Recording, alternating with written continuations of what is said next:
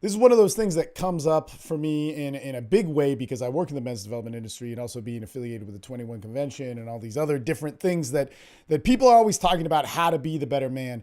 And you hear this message of how to be a good man, a great man, whether it has to do with dating, fitness, your mentality, your expression in the world, all these things. And we hear this message of masculinity where the true value of it is this man who is rock solid, who believes in what he believes in and can get angry about those things and stand up for them and win.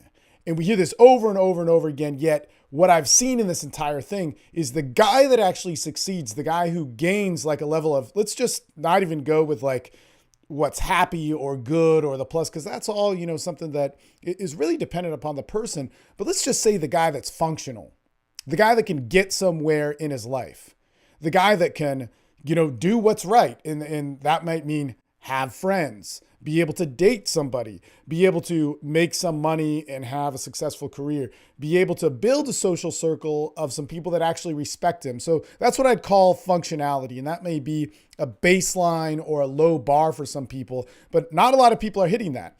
Guys that are functional in their lives are guys that value more on their ability to change and move with the flow than the opposite of what is being said in the men's development industry of being stiff and saying that you can't compromise yourself. You can't, change for other people and standing up for what you believe in. And what I believe in is all logically based, or what I believe in is based on the truth and it has to be that way and people have to follow me or whatever it is. Those are some of the most dysfunctional people that I've met in my life. And what I mean by that is they don't have friends. They don't have relationships with people. They don't have a successful career, and all those things that make them, how they do have their sex lives if they have them, is all based on power, manipulation, control, using somebody. When they talk about it, what they value is how much they won over somebody rather than the experience that they had. And the values of your relationships, is a sexual man, or let's just take the sex out of it, is your friendships with people should be about the experiences that you have with people. That's what you long for. That's what you want. That's the drive in you that says, man, I really need this.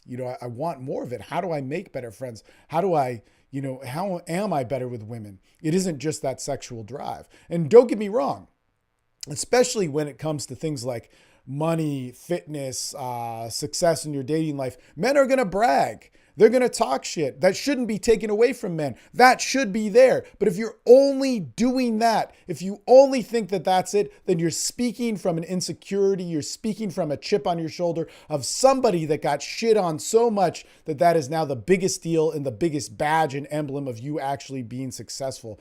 It's such a sad thing. Let's go back to what makes that functional man. All right. And we'll speak from just knowing different people.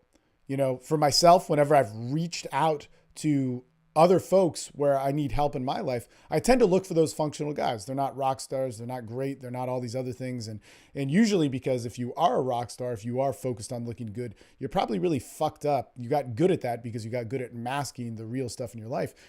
But these guys were dudes that just got enough right to function. They had relationships. They knew what it was like to be in love. They knew what it was like probably to get your heart broken or to lose a lot of things and to fight for something that you believed in and really wanted and maybe even bought into, like a relationship, and realized you were wrong and worked through the emotional damage of that and stopped blaming the person or putting hysteria around it to make sense. Or they built up their career. And they knew what it was like to have purpose, to go on and do the next thing, the thing that they really believed in, but it didn't necessarily become this amazing thing. Sometimes it may have, but it became a functional thing. They could do it and they could work their expression. And maybe they did do it great. Maybe they did do it in the best possible way or whatever it is. Or they were guys that, but they were also guys that had built up their social lives in a way where people respected them. That they could actually call up a friend who needed help, or if they needed help with something, they could get help from somebody else. That's something that I don't see with a lot of these guys. All these guys, the one thing that I noticed is they had things they believed in. They had things that they fought for. But they also had most likely lost these things that they believed in, fought for, and put their life on the line for. in that they either had to change how they viewed those things in order to maintain it, or they had to work back to get it. And that is such a freaking important thing, such an important message for people to learn. You can value whatever it is, whether that's your lifestyle, your freedom, where you live, your patriotism, your view of relationships, your view of business, your view of all these different things. But if you think that you're going to have that decision for the rest of your life, that you're going to hold on to that, and that's the truth even for other people, so much that you're going to impose your beliefs on other people, man, that's how we create the worst type of culture. I mean, that's how wars get started. That's how people divide themselves, and that's how people separate themselves.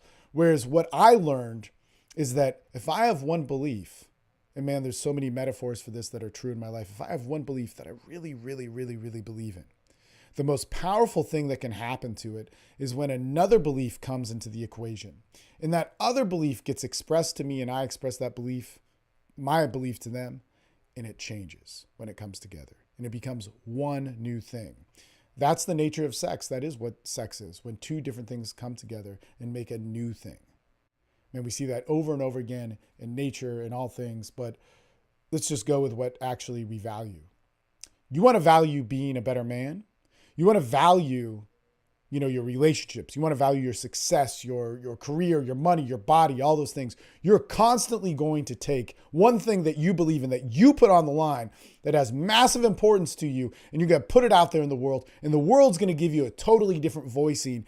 And the thing is when you can connect that thing that you're so steadfast about in your mind, that you've got to be steadfast about it, and you put it in the world, and you let the world change it, and you change the world, man, that's how we evolve, and that's our point of growth. The greatest attributes in my path to masculinity, to my path to just being a good person, forget just the man part, have to do with my ability to change, my ability to accept, my ability to have open-mindedness, and know the true value of what it means to be honest. And let me tell you how I got to know all those things was they were all things that I lost, and they're all things that I had to work back to get and understand. That is really important. If you want to have excellence in your life, if you want to have success in your life, or whatever it is, I can guarantee you that in order to maintain that, in order to achieve that, your view of excellence, your view of success, your view of relationships is going to have to change in order for it to get there. That is the most valuable thing you can learn.